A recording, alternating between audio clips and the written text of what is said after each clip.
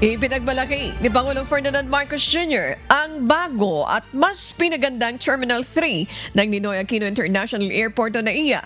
Kahapon, nag-ikot at ininspeksyon ng Pangulo ang mga bagong pasilidad sa paliparan. Isa na rito ang bagong e-gates para sa immigration clearance. Ayon kay Pangulong Marcos, mas papabilis na ngayon ang pila sa paliparan. Ayon sa General Manager ng New NAIA Infra Corporation na si Angelito Alvarez, ang mga bagong e-gate na ito ay mapapakinabangan ng mga arriving passengers na may hawak na Philippine passport. Oo, cooling season, malamig na. Lahat ng mapuntahan mo sa airport, komportable ka. Meron na tayong restroom, mga wifi.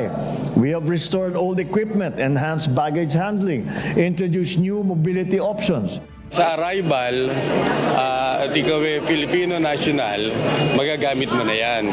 Pero sa departure naman, ang initial rollout ay para sa OFW workers. Pero bigyan pa natin ng konting days ang immigration, may fine-tune pa sila, at in the next few days or weeks ay pwede na natin i-roll out yan.